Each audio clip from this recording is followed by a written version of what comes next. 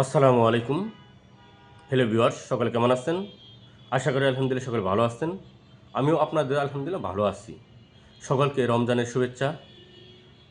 সিয়াম সাধনার মাস আল্লাহ তাআলা যেন সকলকে এই রমজানের হুকুম আকাম সঠিকভাবে পালন করার তৌফিক দান করেন। আল্লাহর কাছে দোয়া করি যারা আমরা কর্মরত রয়েছি আল্লাহ তাআলা যেন এই রমজানের উসিলায় আমাদের কর্মের মধ্যে বরকত দান করেন এবং যারা বেকার রয়েছে আল্লাহ তাআলা যেন এই রমজানের উসিলায় সকলকে বেকারত্ব দূর করে দেয় এবং কর্মসংস্থানের ব্যবস্থা করে দেয়।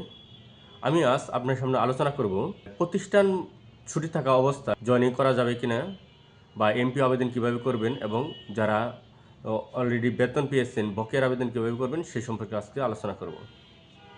শুরুতেই যারা সপ্তম গণবিত্তে সুপারিশপ্রাপ্ত হয়েছেন কিন্তু এখনও আপনারা প্রতিষ্ঠানে জয়েন করেননি, আপনারা সকলে অবগত আছেন যে প্রাথমিক বিদ্যালয়, মাধ্যমিক বিদ্যালয় এবং কলেজ, মাদ্রাসা সকল প্রতিষ্ঠানই রমজানের মধ্যে ছুটি থাকবে। তাই এই রমজানের মধ্যে যারা এখনও ছুটির মধ্যে সপ্তম গণবিত্ত সুপারিশপ্রাপ্ত হয়ে এখনও জয়েন করেননি, আপনারা প্রতিষ্ঠানে জয়েন করতে পারবেন, এতে কোনো সমস্যা নেই। কারণ ক্লাস বন্ধ থাকলেও অফিস চলমান থাকে। তাই আপনারা যারা সপ্তম গণবিত্ত সুপারিশপ্রাপ্ত হয়েছেন এখনও প্রতিষ্ঠানে জয়েন করেননি, আপনারা এই ছুটির মধ্যে প্রতিষ্ঠানে জয়েন করতে পারবেন, এতে কোনো সমস্যা নেই। দ্বিতীয়ত, আপনারা এমপিও আবেদন, বিশেষ করে মাদ্রাসায় যারা আপনারা মার্চ মাসের 1 থেকে 4 তারিখের মধ্যে এমপিওর আবেদন করতে পারবেন। আর যারা স্কুল এবং কলেজে রয়েছেন আপনারা চাইলে জয়েন করার পরে এই ফেব্রুয়ারি মাসেও আবেদন করতে পারবেন।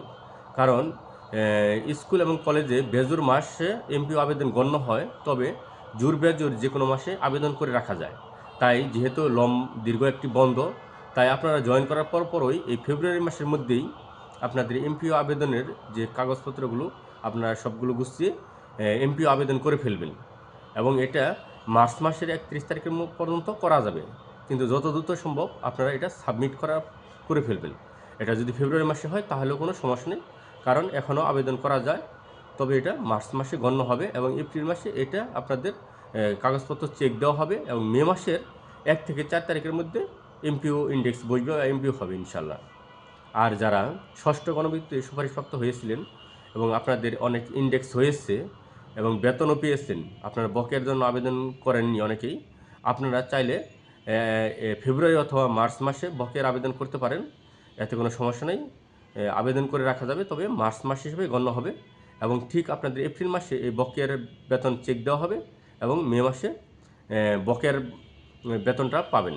মে মাসের বেতনের সাথে জুন মাসে বেতন পাবেন।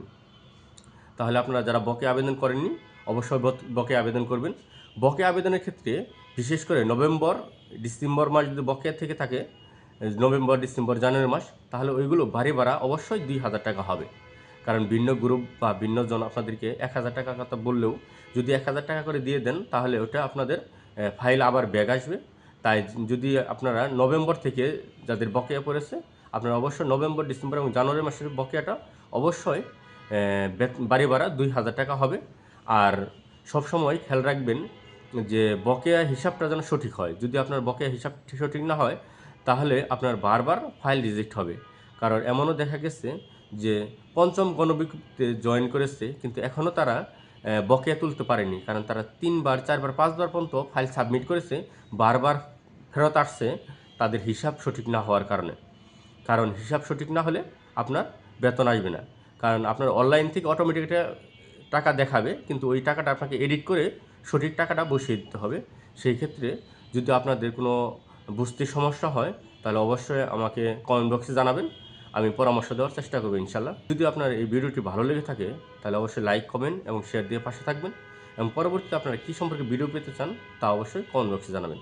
সকলের শুভকামনা রইল। আসসালামু আলাইকুম।